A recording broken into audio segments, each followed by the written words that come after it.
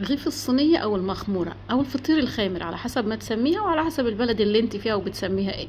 هنعملها النهارده باسهل طريقه ونعمل بسم الله ما شاء الله اللهم بارك كميه كبيره منها. هنشتغل شغل حلو وسهل وبسيط. تعالوا هنسمي بالله ونصلي على الحبيب المصطفى وهنبدا بالمقادير بتاعتنا. بسم الله الرحمن الرحيم. عندنا هنا اول حاجه نشتغل بيها هو الكوب المعياري. عندي حليب بودره وعندي حليب عادي خالص جاموسي وعندي ملح وعندي بيض وعندي ملح سكر وعندي كمان سمنه بلدي وعندي خميره وبيكنج باودر وميه وطبعا الخل. هنتوكل على الله كده. ومعانا هنا حوالي 2 كيلو ونص من الدقيق لان احنا بنحب نعمل كميه كبيره بالمره علشان خاطر ليه نصيب في حاجه.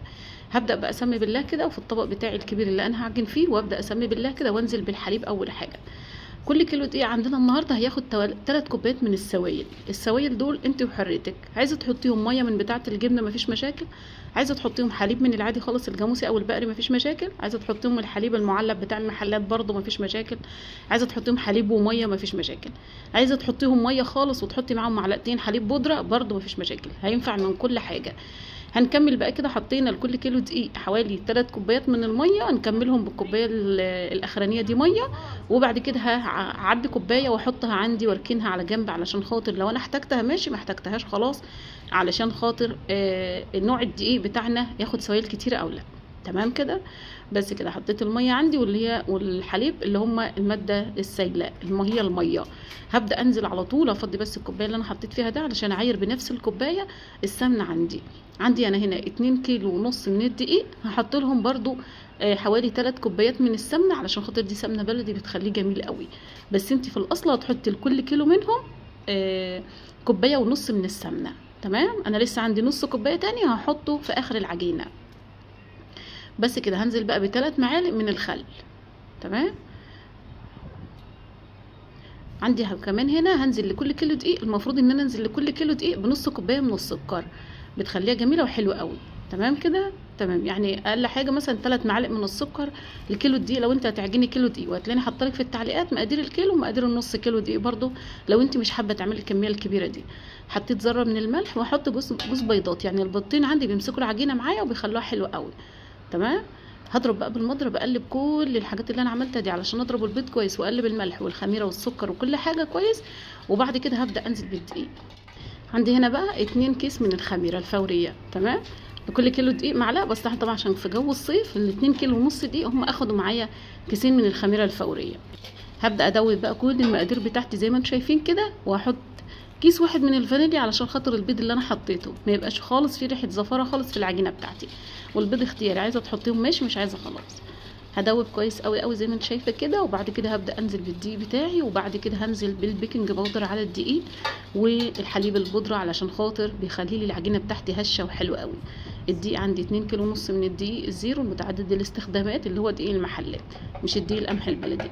لو انا متوفر عندي الدقيق القمح البلدي عادي خالص بستخدمه، بس بخلي العجينه متماسكه شويه.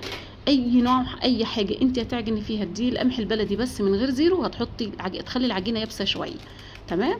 نزلت بالكيس البيكنج باودر ونزلت كمان بالجوز معالق الحليب البودره، ودول اختياري برضو لو متوفرين عندك تمام، مش متوفرين خلاص. وابدا اسمي بالله كده بقى وانزل بايدي في العجينه علشان اعجنها كويس، وفي الوقت نفسه ما تلمش كلها في المضرب بتاعي. تمام.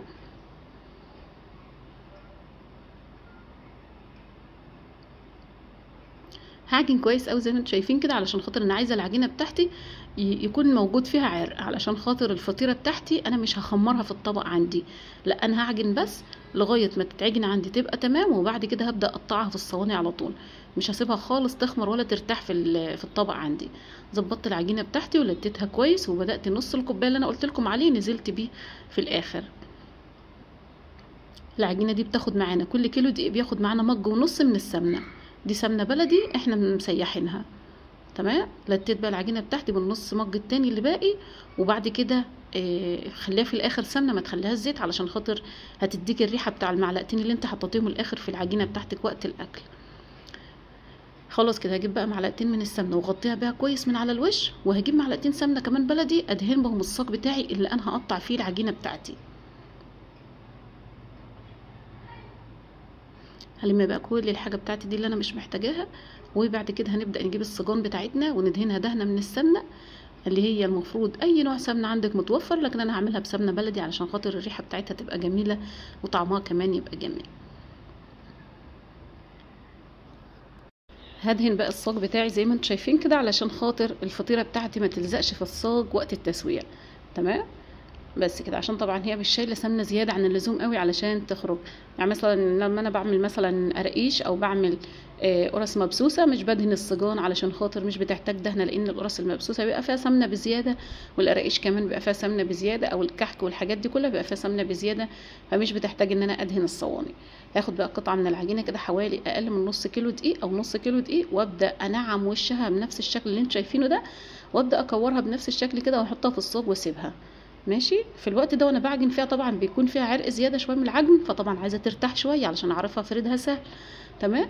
مش بخلي عجينه جامده قوي في الصاج بتاعي ايا كان الصاج حجمه قد ايه، بخلي العجينه لا هي كبيره قوي ولا هي صغيره قوي. تمام كده. ببدا اكمل بقيه العجن بتاعي بنفس الشكل كده. الفرد بتاعي بعد ما بخلصهم كلهم في الصاج هجيب صاج تاني كبير وامسحه برده بمسحه من السمنه، واحط كمان فيه بقيه العجينه اللي باقيه علشان هو صاج كبير ما شاء الله هيشيل اكتر من كيلو. مسحته بالفرشه زي ما انتم شايفين كده، وهبدا بقى احط فيه العجينه بتاعتي.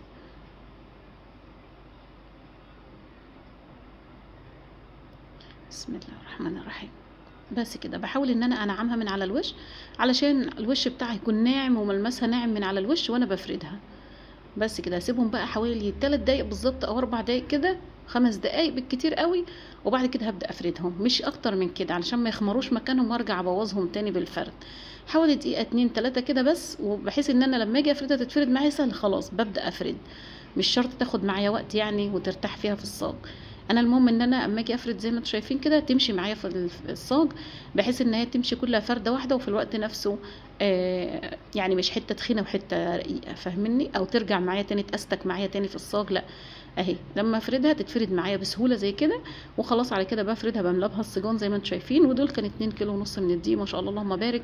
الصاج الكبير ده واخد حوالي كيلو ونص من الدقيق، والصاجين التانيين دول واخد يعني قولي ازيد من نص كيلو دقيق شويه، وكده ببركتهم ما شاء الله اللهم بارك. سبتهم حوالي ساعه يخمروا براحتهم او ساعه وربع، وبعد كده جبتهم وجبت الشوكه زي ما انتم شايفين كده. اي خله اي حاجه تبداي تفتحي بيها بنفس الشكل علشان الرغيف بتاعي ما يقبش، لان ده اسمه رغيف صينيه، ممكن يعمل زي الكيك كده يقب، يبقى فاضي من القلب و زي الرغيف كده. يعني احنا مش عايزينه بقى يعمل زي كده، احنا عايزينه يبقى زي القرصه كده، يبقى جميل رايب من القلب وحلو، فتحاته بسيطه مش كتيره قوي زي الرغيف. تمام. بس كده هبدا انا غازه زي ما انتم شايفين كده علشان خاطر اعادل بس العجينه بتاعتي ما يقومش فيها هوا من القلب كده ويخفها من القلب. زي عجينه البيتزا كده بالظبط، لما انت لازم تعمليها كده علشان خاطر ما تقبش زي الرغيف كده ويبقى شكلها مش قوي، لا احنا عايزاها تستوي وفي الوقت نفسه مستويه من القلب، زي الحرف، زي فوق زي تحت زي كله. بس كده هبدأ بقى ان انا في الوقت ده ادهنها دهنة. عايز بقى مثلا بيضة ومعلقتين من الزيت مفيش مشاكل، اضربيهم كويس وحط عليهم كيس من الفانيليا واضربي زي ما احنا هنعمل كده دلوقتي. اهو عندي معلقتين من الزيت في الطبق، زيت نظيف، وعندي كمان 2 من البيضة علشان عندي ما شاء الله اللهم بارك 3 صاجان كبار. لو صاج واحد هحط بيضة واحدة بس، انما دول صاجين كبار فما شاء الله هياخدوا 2 بيضة. 2 بيضة كبار هحطهم، وهحط عليهم معلقتين الزيت واضرب كويس قوي قوي قوي، وبعد كده احط عليهم كيس من الفانيليا، وبرضه اتاكد ان انا ضربتهم كويس عشان ريحه الزفاره، وبعد كده ادهن بيهم وش الصاجان عندي. بس كده اضرب بقى اهو. طيب في الوقت ده انا مش حابه البيض بقى والزفاره والحاجات دي، خلاص هاتي معلقتين من الحليب واعملي بهم الوش بتاع الصاجان كده، هيديكي برضو نفس اللون، وكمان علشان يمسك معاكي التزيين اللي انت هتحطيه على الوش، يعني سواء سمسم او حبة البركة او ينسون او شمر او اي حاجة من اللي انت هتشكلي بيها الوش تمسكوا معاكي. بس كده هدهن بقى الصاجون بتاعتي بنفس الشكل وبالراحة خالص وانا بدهن، علشان خاطر الوقت ده الصاجون بتاعتي مختمرة، ما ينفعش ان انا افش خمرها تاني وبهدلها، هتعضم معايا ويبقى مش حلوه وما تدينيش النتيجه الحلوه اللي انا عايزاها في الاخر، ما تبقاش بنفس الهشاشان اللي انا ما فضيتش الهواء بتاعها فيه. تمام. عامله زي القرصه كده لما بتقطعيها على الصواني وترجعي تنقليها تاني على الصاجون اللي انت هتسوي عليها، بتنشف معاكي وبتبقى ناشفه معاكي بعد التسويه. عاملين على القناه طبعا فيديوهات كتيره للجبنه القرش الفلاحي والجبنه القديمه والمش الفلاحي، وكمان عاملين الفطير المشلتت والفطير الخامر والفطير بالدقيق الذره، وعاملين العيش البلدي الفلاحي، عيش المصري، عيش الصاج، عيش الطاسه، كل حاجه عاملينها على الصفحه. اللي حابب طبعا يا ريت هيشرفنا وينورنا طبعا يخش ويقول رايه ويكتبوا طبعا في التعليقات، هتشرفوني وتنوروني طبعا كلكم. هبدأ بقى بالتزيين كده زي ما انتم شايفين. اي نوع تزيين عندك انت تحبيه، انا بحب احط حبه البركه لانها طبعا رافع للمناعه، وطبعا السمسم حاجه كويسه، ولو انت حابه تحطي شمر وينسون برضو انت وحريتك. اول صاج هعمله بنفس الشكل ده كده عشان يبقى مديني شكل حلو، بحيث لما انا اقطع كل قطعه بيبقى عليها في نصها نفس زي ما انتم شايفين كده، او انت هترشي بنفس الشكل حسب بقى اللي انت تختاريه انت، ودي حاجتك انت. انا هقلب دلوقتي كده النوعين السمسم على حبه البركه وارش منهم، وتزيني بقى براحتك خالص اللي انت عايزاه. اهو نفس الشكل دول ما شاء الله اللهم بارك. الصاج الكبير هياخدهم لانه صاج ما شاء الله اللهم بارك كبير. في الوقت ده بقى انا مسخنه الفرن لان الصاجان عندي اختمرت والدنيا تمام. مسخنه الفرن عندي على درجه حراره لغايه ما يسخن كويس، وبعد كده ببدا اهدي النار من تحت، بخليها على المتوسط او اعلى من المتوسط بشويه، والجوانب بخليها اقل من المتوسط. ده لو فرن كبير زي اللي انا هسوي فيه. طيب لو فرن الغاز او فرن الكهرباء بعليه على اعلى درجه حراره واحط الصاج عندي من تحت، لان مهما كان درجه حرارته عاليه ما بتكونش عاليه قوي زي الفرن الغاز الكبير. تمام كده، بتخليه على اعلى درجه حراره عندك وتولعي من تحت وتحطي الصاج تحت خالص، وبعد كده هو بيسخن بياخد لون من فوق مع نفسه، مش بيحتاج شوايه. تعالوا بقى كده نروح عند الفرن بعد ما زيناه كويس وسخنا الفرن كويس.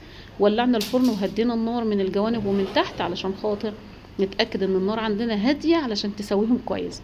هما ما بياخدوش اكتر من ربع ساعة في الفرن، لكن طبعا تظبطي التسوية، وطبعا مع التقليب المستمر تدري الصاج، يعني تديري الصاج كده وكده لغاية ما يظبط معاكي ويبقى تمام. النار عندي على الجوانب عندي اقل من المتوسط بكتير، وبعد كده الصاج من عندي من تحت اعلى من المتوسط النار من تحت. تعالي هنا كده بقى بعد ما استووا، بسم الله ما شاء الله اللهم بارك، زي ما انت شايفه كده اللهم بارك، لونهم جميل جميل جميل، شكلهم حلو قوي. وهوريهم لك من القلب برضو من جوه، ما تخافيش هتشوفي شكلهم من جوه. بسم الله اللهم بارك. انا عايزه اشوف بس القاع بتاع الصاج بتاعي مستوي من تحت ولونه وردي ولا لا. لغايه ما بلاقي لون وردي من تحت خلاص على كده اهو، بسم الله اللهم بارك. طبعا الصاج سخن وانا مش عايزه ان انا اجرح فيه بالسكينه، هوريه لكم برضو جوه. تعالوا بقى نخش نحط الصاج التاني، ننزل دول في الارض علشان سخنين، وبعد كده ندخل بالصاج التاني في الفرن وهنسوي نفس التسويه. بياخد معايا حوالي ربع ساعه في الفرن، والنار من تحت على المتوسط او اعلى من المتوسط بحاجه بسيطه. ده الفرن الكبير ده. اما الفرن الغاز اللي جوه او الكهرباء بنشغله على اعلى درجه حراره من تحت ونحط الصاج من تحت، ما بياخدش معايا ربع ساعه وببدا اطلعه بيكون بنفس الشكل. بس خلال الربع ساعه بتاعي بداير الصاج بتاعي كويس علشان ياخد لون، وبقفل باب الفرن علشان ياخد اللون الجميل الموحد لكله ده، ما يتحرقش من جانب وجانب لا. تمام، يلا بقى تعالوا كده براحتنا كده بعد ما نزلناهم من الفرن نطفي نار الفرن ونروح جوه اوريكي شكلهم عامل ازاي. يلا نطفي الفرن ونخش جوه. مع الاضاءه اللي جوه هيبقى ليهم شكل تاني ما شاء الله اللهم بارك. اهو هنا بس السجون كانت بردت شويه، الاتنين الصغيرين دول لغايه ما سوينا الكبير. هقطع لكم من الصغيرين دول علشان هم بردوا، انما الكبير لسه يا دوبنا مطلعينه فهيكون سخن شويه. شايفه قعر الرغيف ما شاء الله اللهم بارك. وشوفي بقى حلاوته ايه بقى، يعني انت عجنتي وقطعتي على طول في الصواني، ما خدش وقت لغايه ما اختمر معاكي ورجعتي كورتي ورجعتي فردتي.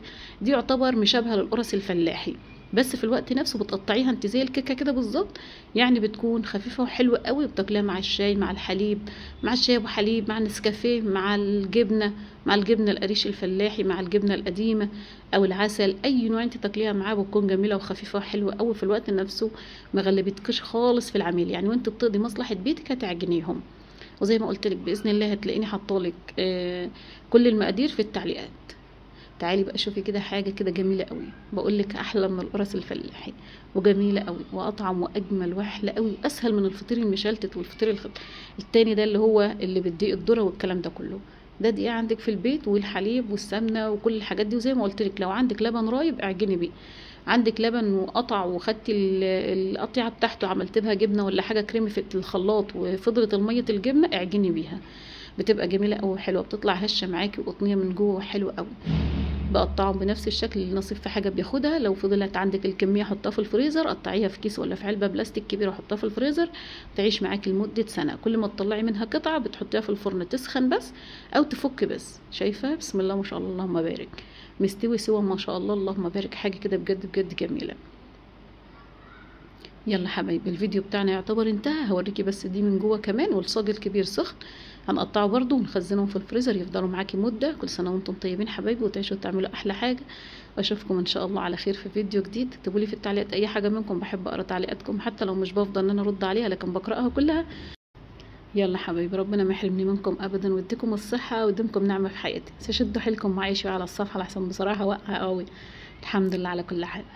يلا حبايبي اشوفكم على خير ان شاء الله في فيديو جديد. دمتم بخير وصحه وسعاده وسلامه، مع الف سلامه.